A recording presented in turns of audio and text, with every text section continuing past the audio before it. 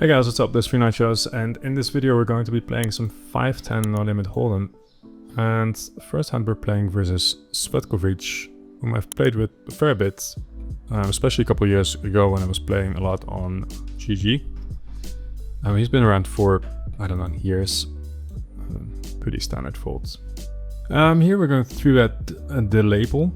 I'm curious to see, did he change his name? Or I've never seen this player before. That's kind of funny.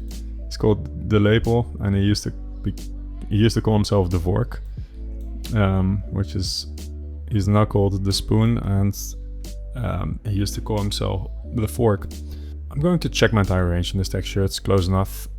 We will have to check raise quite a bit, not for this sizing, and I'm not going to check raise this combo.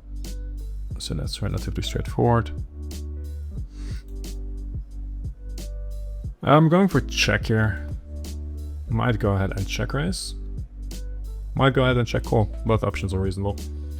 The deuce pairing, I will have to go polar and go for a small sizing with basically strong pairs and better. I am going to check my aces again though. Like, I block some checkbacks, which is good. This is interesting. I think I'm going to go for a check raise still here. Yeah, block ace highs that are going to check back. He's going to check back the flop and turn with quite a reasonable amount of king X. And so he could value bet those. I could just go for a nice check raise, and there we go. Also protects my checking range a bit. And here we go. And we could raise some 7x, right? That we face a bet with, so it's not like we are not going to have any hands there. That could check raise. I'm getting a quick, small sizing. We will go ahead and call. We could probably raise here, I'm not entirely sure to be honest. Quick check back. Think I am going to... Is this too thin to value that for block sizing? I don't think it is, to be honest. This should be okay, but expecting a lot of folds.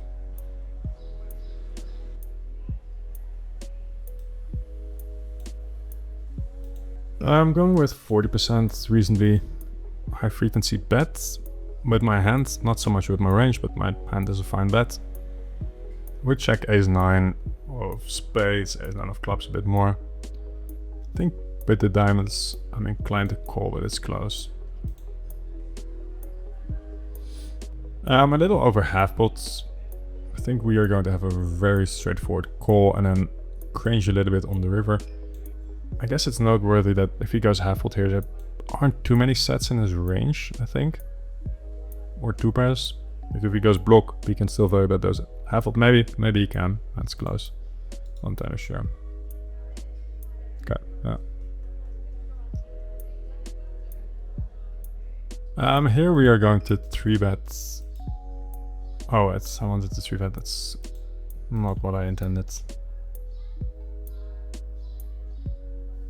I could check back quite often here, by the way. Like, automatically bet that. Yeah, I got to bet this texture at a reasonably high frequency, so I don't hate it, but I will go ahead and check back and then decide on what I want to do on the river. We get a pot sizing, to which I'm going to fold. I'm not sure what kind of player this is, if this is a regular recreational. I have no idea. We're going to call here. Casually fold 2-pair. I'm going to raise immediately. First a regular, I would be calling occasionally with top and bottom pair, because the two bottom pair unblock the king, and king 10 has more equity than king 7. So, but here I just want to get more money in immediately versus this player. And if we bet 12.4, then there will be 30.9. That seems reasonable. And I think we are going to have the best hand here. Do I want to check potentially? I don't think so. I think if I check back, he's just going to check. If I check, he's going to check back a bunch of hands like aces, queens, jacks, random 10x that might still call now.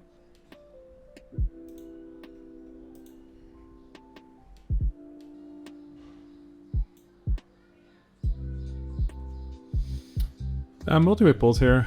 We opened king 9 from middle position, and we are going to go ahead and check our middle pair here. There's really no other option. Turn is quite interesting. If we just check.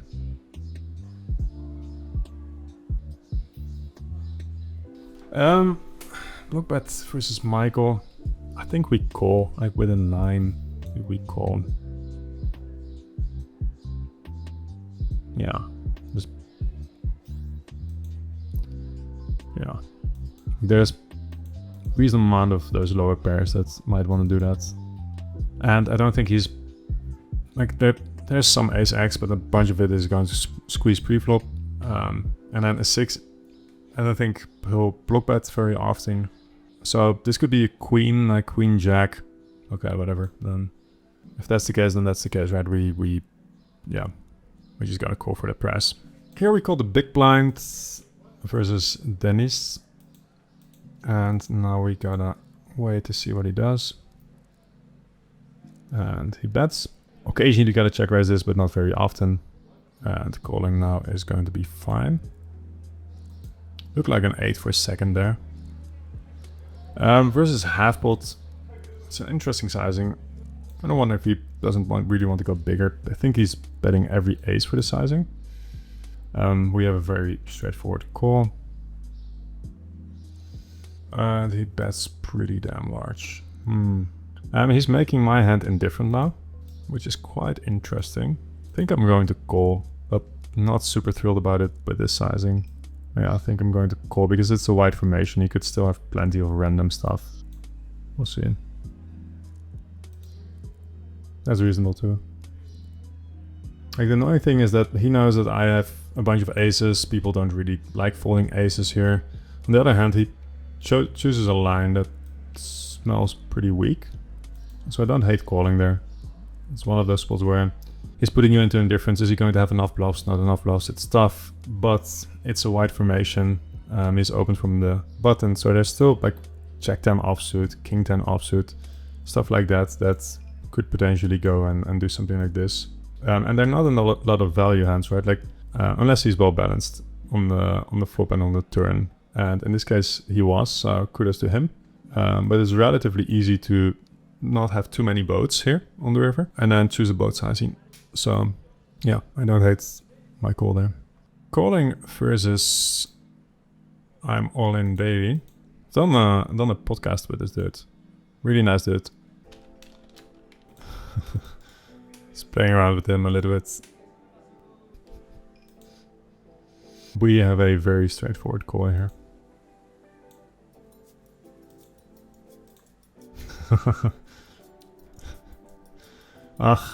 Again with the bluff catcher, again wide formation, again versus someone that is probably capable of bluffing here.